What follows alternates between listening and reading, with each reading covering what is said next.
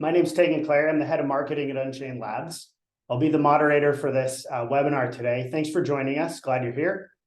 We will have a Q&A session at the end of the presentation. So to ask any questions, all you have to do is click on the Q&A button in the Zoom navigation bar. It should be at the top or the bottom. Type out your question and go ahead and send that in. When submitting a question, try not to be anonymous. If you'd like us to know who you were and be able to talk to you maybe after you've asked your question or engage further. So maybe avoid that. We will get to as many of the questions as we can today. So please don't be shy, ask questions. Now I'd like to introduce Ben Knappett, product manager for LNP Solutions. Hey, Ben, how are you today? Hi, Tegan, I'm good, thanks. How are you? Good, excellent. I'm excited about this. Ben's going to introduce our Sunny suite to you. So he's going to talk about our sunscreen and sunshine instruments and how they can help you breeze through LNP formulation screening, how you can identify the winners, and then you can actually further develop them for process development and scale them up for any other work you need to do after you've found your favorite LNP formulation. So Ben, I'll hand it over to you. Take it away, and I'll be back to work through the Q&A with you at the end. Great, thanks, Tegan. Hello, everybody. Thank you for taking the time out of your day to join us. So, as Tegan said, I'm going to be talking you through the two new systems that we are really excited to add to the portfolio of solutions here at Unchained to give our customers an end-to-end synthesis solution for their LNP development. This is the Sunny suite. So, Sunscreen and Sunshine are here to help you unleash your LNP synthesis and quickly shine a light on winning formulations and scale them up with ease.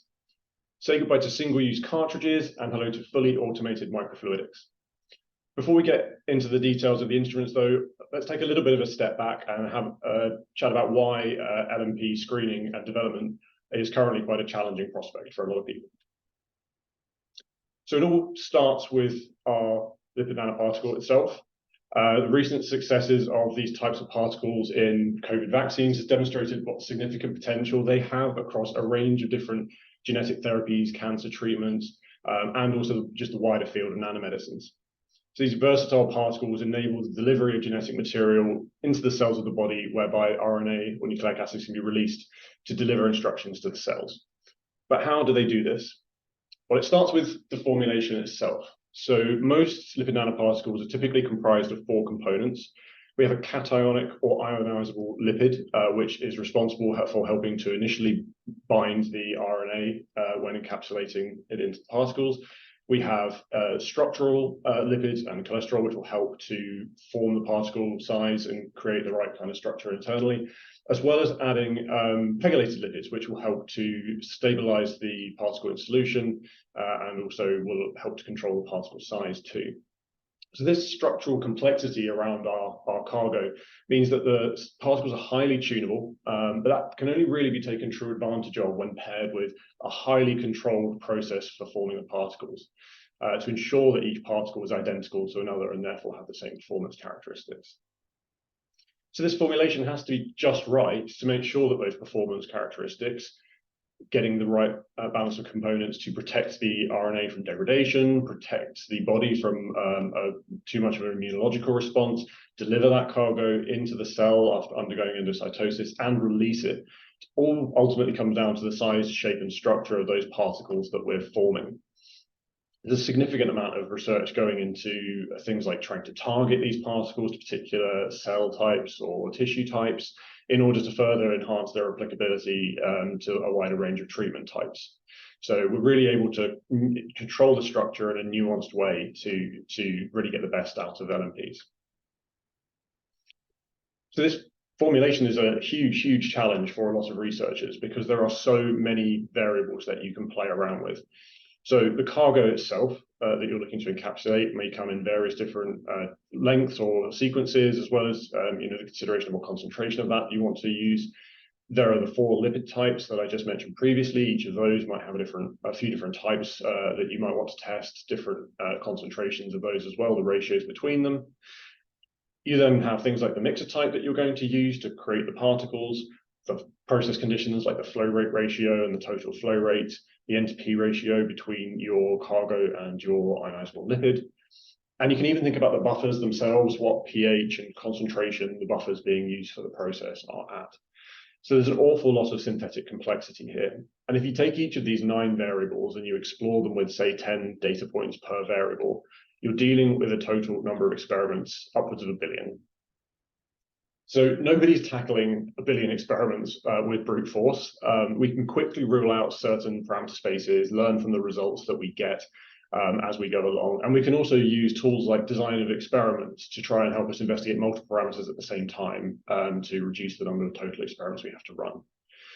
But in addition to running all of these experiments, when we're comparing hundreds or thousands of different samples, we need to know that the process that we use to make those samples is highly consistent. And we want to try and keep the cost of materials down as much as possible and the cost per run, because as you start to talk about hundreds or thousands of experiments in terms of single digits or tens of experiments, the numbers do scale really fast in terms of cost of materials consumption.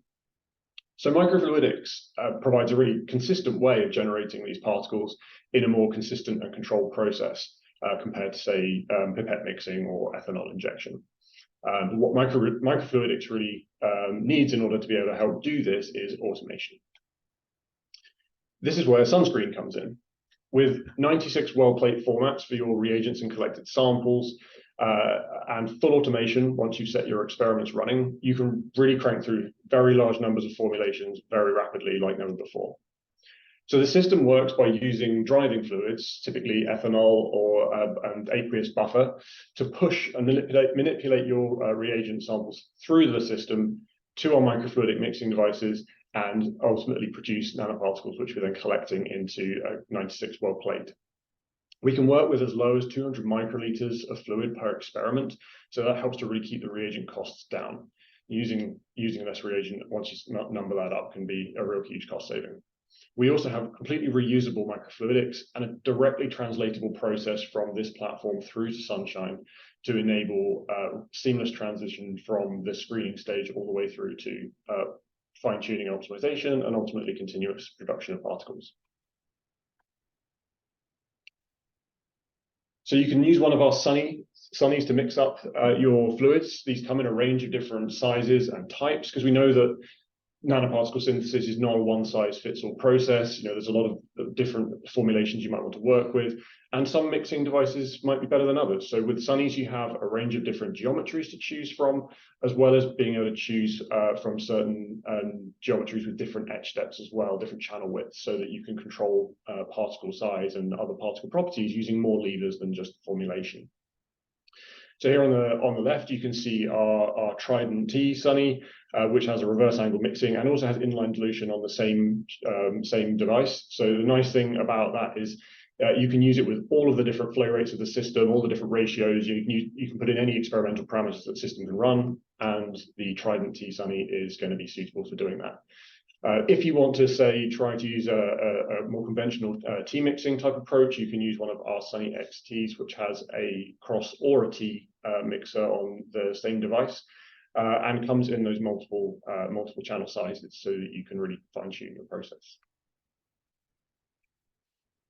Our simple-to-use software, Sunny Suite, lets you plan your experiments in an Excel spreadsheet with built-in validation, so you can prep all your experiments at your desk and know before you get down to the lab that all of those experiments are going to run smoothly. And with a simple set of protocols for initializing, priming the system, and running your experiments, you really can be up and running in just a few minutes when you get to the lab. So, as I mentioned before, when you're screening hundreds of experiments, you want to be confident that the consistency of the process you're using is very, very good. And with Sunscreen, you can produce highly consistent data from repeat experiments, even if you just ran a not so good formulation beforehand. So you can see from the data on the screen here that with a CV of less than 1% over 90 repeat experiments, you really can have confidence in the data you're producing with Sunscreen. Now, we intentionally loaded 6 samples in this plate, which left out the pegylated lipid to destabilize the formulation, to give us an example of what a bad formulation might look like, which is going to happen if you're screening different formulations. Sometimes you get a dud formulation, sometimes you get an excellent one. And we can see that there's very rapid recovery, but the next experiment is unaffected by a poor formulation. We go straight back to that really reproducible behavior of the system. That's all due to the automated cleaning of the system, which happens in between every experiment, so you can be sure there's no cross-contamination. So now that we've got that level of confidence in what the system can do, we can start to really put it through its paces. So you can see here a set of data, which is 32 formulations run in triplicate in a set of experiments that completed in about 5.5 hours. So we were done in a day with this synthesis. We explored multiple different process parameters of the formulation. So we varied the PEG lipid, the structural lipid, the cationic lipid, also varied the PEG lipid mole percent, all in a single plate of experiments. Now, that's a lot of samples to analyze, but pairing up Sunscreen with a stunner, you have a true match made in heaven. We have 96 well-plate formats for both instruments, so you really can rapidly get characterization results on those samples just as fast as you can make them. So in a single day, you can have all of those samples analyzed for size and PDI and get your total RNA quantification before you head home. That really helps to shorten the time frame between planning one set of experiments and the next, so the learning cycle is much more rapid. So you can see a couple of graphs here. We've extracted some information from that kind of wall of data on the previous slide. So you can see on the left-hand graph that with DOPE, we are generally seeing lower PDIs than with DSPC on the structural lipid side of things. And on the right-hand graph, you can see there are some clear differences in particle size when we switch cationic lipids between DOTAP and DDAP. But interestingly, the direction of the size change actually is influenced by the type of pegylated lipid used. So you can see on the far right-hand column there, when we use DMG PEG 2000 and DOPE, actually the size gets slightly smaller when we change ionizable lipids. So all of these little insights really help us to hone in on exactly what it is we're looking for from a successful formulation. Also, when we do increase the mole percent of the PEG lipid, we can see Z average size decreasing. And we expect that because more bulky groups at the surface of the particle will increase the surface curvature and suppress the particle size. But interestingly, we see that the size decrease is more significant with DSPE PEG than with DMG PEG, and that sizes are generally lower for DOTAP particles compared to DDAP particles. So from here, you can take some of that information and try to do a more focused screen on specific aspects of the formulation, which are showing promise for your work.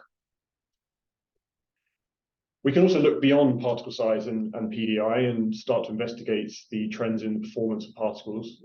So you can see here some encapsulation efficiency data, and for a large number of the different samples we were working with, our encapsulation efficiencies are nice and high, up around 98%.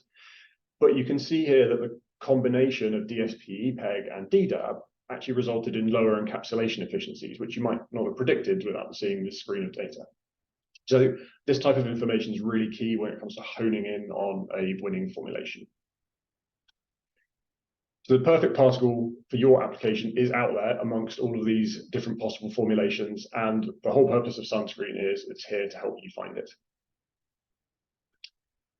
So what next? You've run a screening plate, we've found a couple of hits that we want to develop further.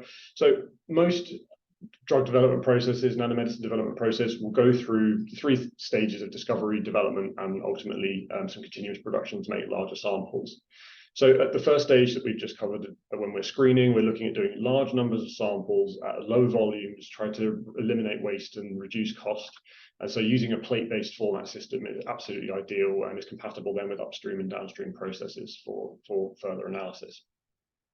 When you get to the development phase, you're going to be working probably with a smaller number of selected formulations and starting to think about how we could fine-tune and optimize the process to work better for our particular application, with a view to when we do continuously produce that sample, we're going to want to make sure that we've optimized for controlled size, low PDI, high encapsulation efficiency, etc. So typically here we're looking at using small vials, collecting tens of samples and analyzing those with a bit more extensive downstream workup. And then ultimately in larger continuous production, we're going to want to start collecting in bulk. So how do we deal with those next 2 steps? Well, Sunshine is here to help. So Sunshine has an ability to run in 2 different modes. It helps you to fine-tune your process parameters using a protocol mode where we can automate a series of experiments from the same injected pair of reagents, scout out ideal flow rates, try and find the most ideal Sunny to work with your formulation, and then dial in the right amount of dilution to keep those formulations stable once you've collected them. And once you've got everything just right and you're happy with the way that process is set and the way the parameters are, you can simply turn on the pumps in continuous pumping mode, and they will produce material at those same set of process conditions, total flow rate ratio, the same Sunny, and can be left running for as long as you need to produce large volumes, up to tens of liters a day. So you can get your process development and scale up in a single platform with Sunshine. And the great news is you can use the same Sunnies on both Sunscreen and Sunshine. Everything is cross-compatible with both systems. So if you find that you've optimized and identified that with particular types of formulations you're working with, one Sunny works best out of all of them, you can then apply that to your screening process for further development work. That ability to transfer process between the two systems seamlessly means there's no revalidation when you start moving between your different development stages. The same easy-to-use Sunny Suite software is also available with Sunshine, with the same now pre-validated experimental spreadsheet for importing your experiments, which makes it super easy to transfer the results that you gained on Sunscreen directly into Sunshine and start optimizing them. So using Sunshine, you can focus in on certain particle properties you care about. As I mentioned before, we're thinking about transitioning into maybe continuously manufacturing this formulation if it's successful in the additional tests we want to run with it in preclinical and clinical trials. So we're able to do things like optimize the size to be appropriate for our application, minimize PDI, test for the peak performances of these particles in vitro and in vivo. And with 10 experiments completed in as little as 15 minutes, you'll be able to sail through that process development phase and scaling up in no time. The experiments you can see on the screen here are 3 sets of repeats of a total flow rate screen. So it's a screen of 5, 7, 9, and 12 milliliters a minute run in a completely automated manner, repeated 3 times over. And you can see that for each of those 3 separate runs, we get really nice consistent results and great control over the size of our particles as we adjust the flow rate. So we can use this to dial in the particle size really accurately.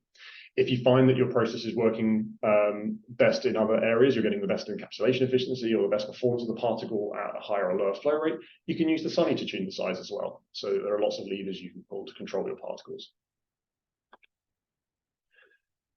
And as I said before, you can then look to scale up and continuously produce samples. You can set the pumps going in continuous flow rate mode for as long as you need to produce hundreds of milliliters, liters of particles for whatever your next step of development is.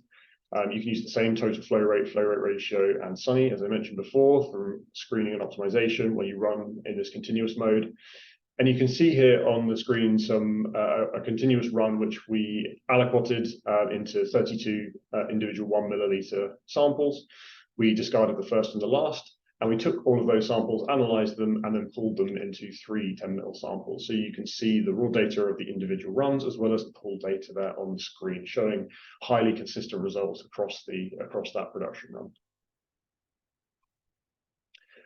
So because our systems use the same pumping technology, the same Sunnies, same types of tubing, flow paths, all the way through from screening, optimization, and into continuous manufacturing, you really can trust that the same sets of conditions that you input are going to give you the same results. And you can see here data using the same formulation, the same set of process conditions on Sunscreen, Sunshine, and Sunshine in its continuous mode to give consistent sizes and PDIs of particles formed. So there's no more painful process validation when you need to switch up to the next step. You don't need to re-optimize for a new scale of microfluidics or a change in pumping technology. It's all consistent right the way through. So that's the Sunny Suite. It's the first automated microfluidic platform for high throughput formulation screening with a well plate format, and the only 2-in-1 system that can automate your process development and run continuously to scale up your particles when you're ready.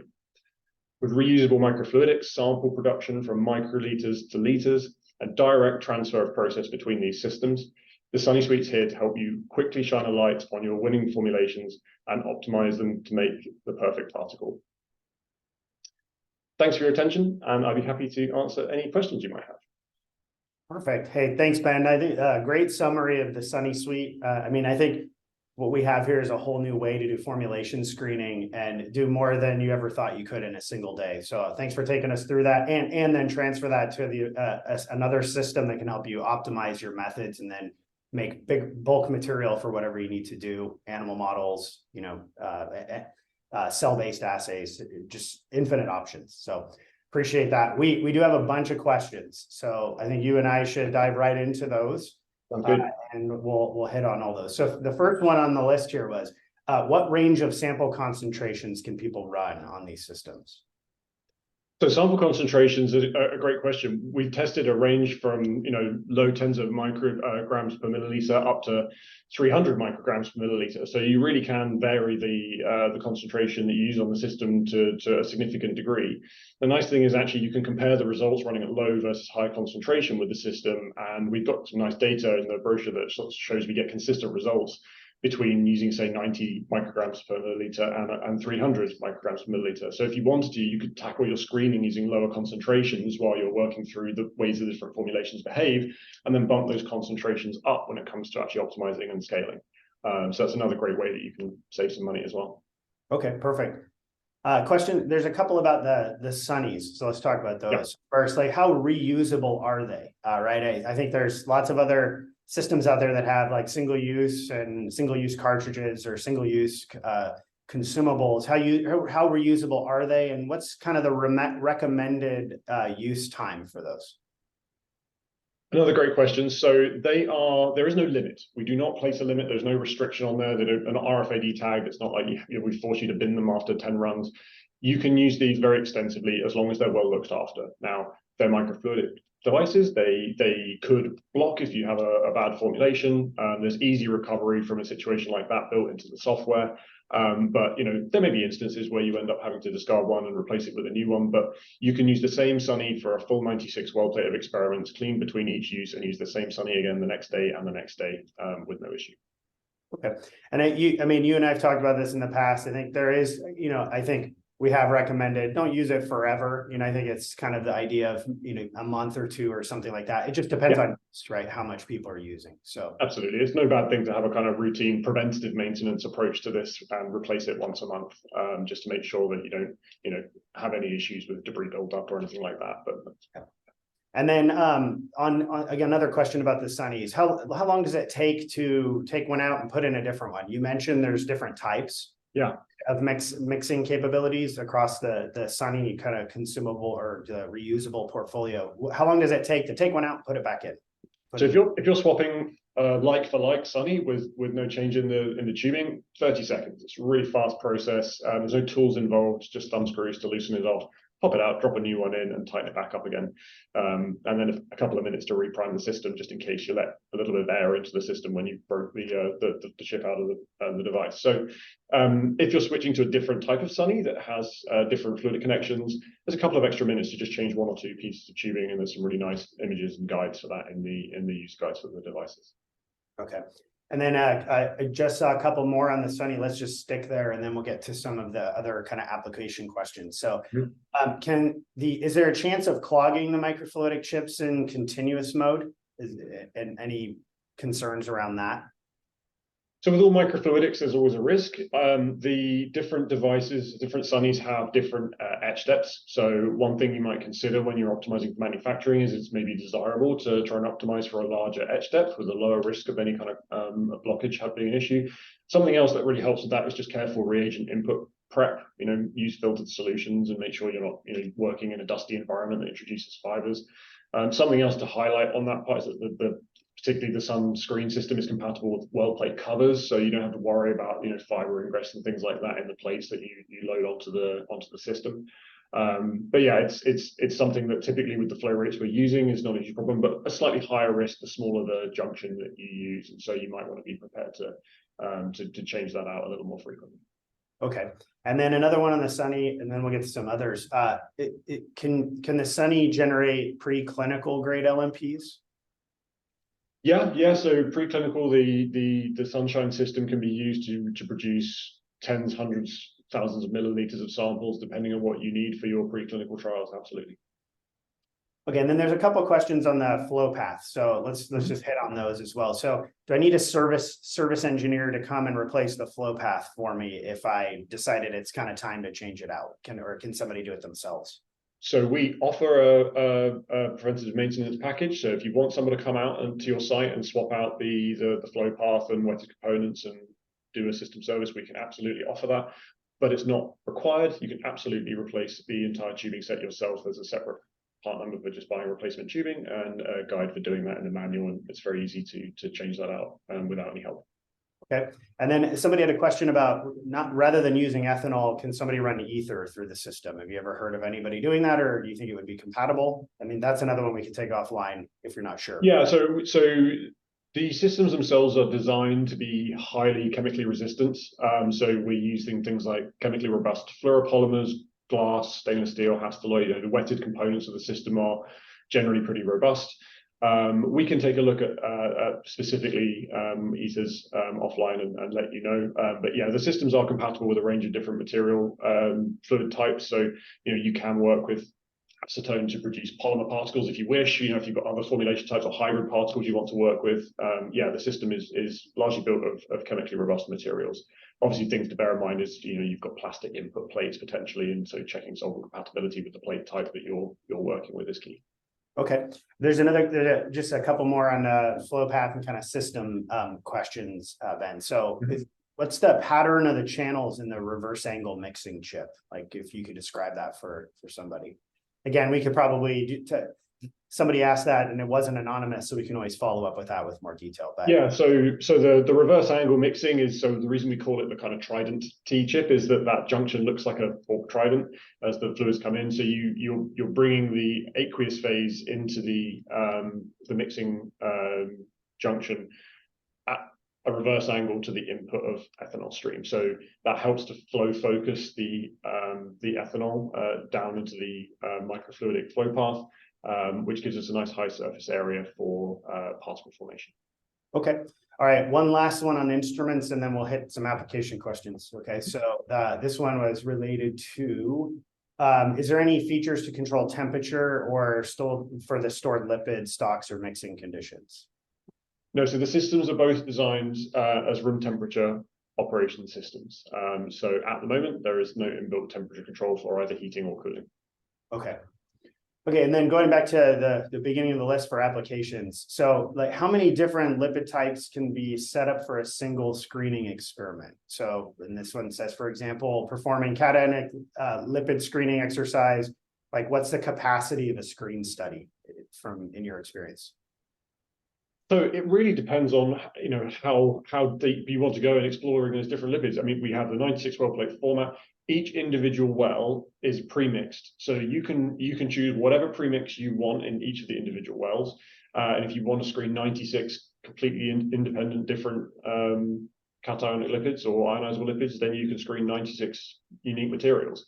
Or if you just want to investigate 2 or 3 but vary the concentrations, things like that, you have complete freedom to plan your experiments, and whatever you load into the input well plates is what the system will run. So there's a ton of flexibility there.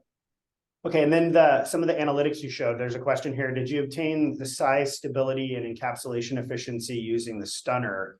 And if not, how did you get that data?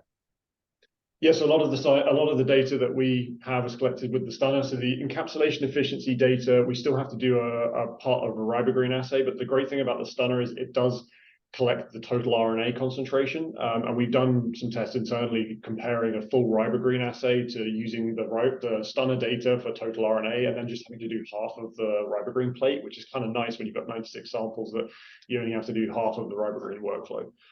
So yeah, that works really nicely in combination to get encapsulation efficiency data.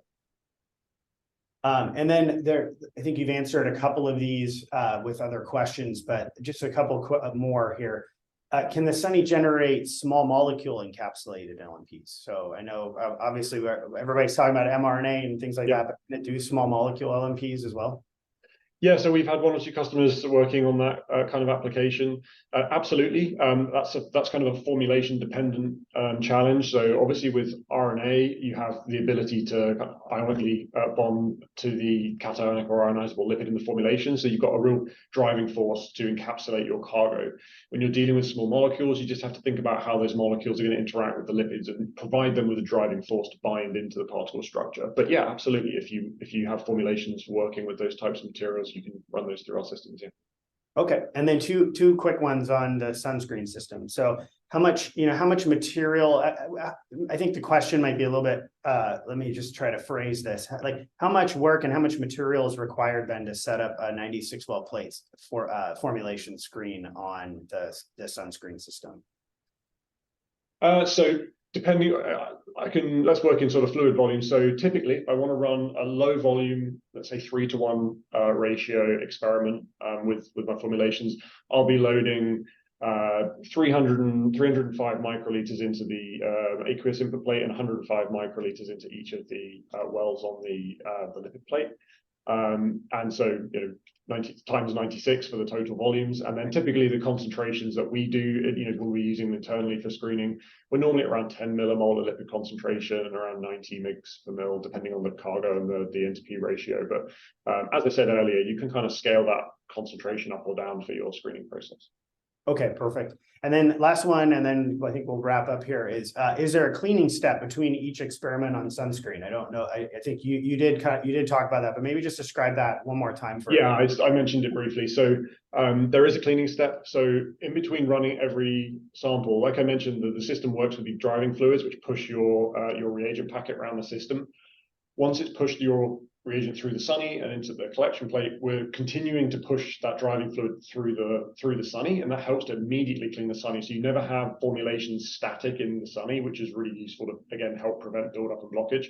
It immediately gets swept with driving fluid, and then there's an additional active cleaning step where we pump further driving fluid through the Sunny, through all the wetted flow path, cleaning the needles for collection and sample aspiration inside and out. So a really thorough rinse of the sample, the system flow path in between every experiment. So that really helps prevent cross-contamination, preserve your Sunny for more extended use. And yeah, the system also washes beginning and end, so it's always stops clean. Okay, great. There's one last one I'll hit. Somebody asked, are these systems ready to be purchased and shipped? And I'll answer that one for you. The answer is yes. So Ben, thanks for hitting all of those questions. You answered a lot of them. If we did miss any, we'll try to reach back out to anybody that we missed. But the answer to that question is yes, these systems are ready to be purchased. We're able to ship them obviously in this quarter and get them into people's labs. We have great scientists that would love to talk to you about the LNP formulation work you're doing. So if you're interested in exploring that with us, reach out to us. There's a couple ways to get in touch with Unchained Labs. So you can go to info@unchainedlabs.com, send us a note, and we'll try to connect with you. You can go to our website if you just want to learn a little bit more on your own. But we would love to connect with you, so don't hesitate to reach out to us. You can also go and do a demo quote request on our website as well. So, but Ben, again, thanks for a great presentation and for kind of digging deep into some of those questions. And thank you to all of you who joined us today. We really appreciate it, and I hope you have a great rest of your day. Okay, thanks. Thanks, everyone. Bye.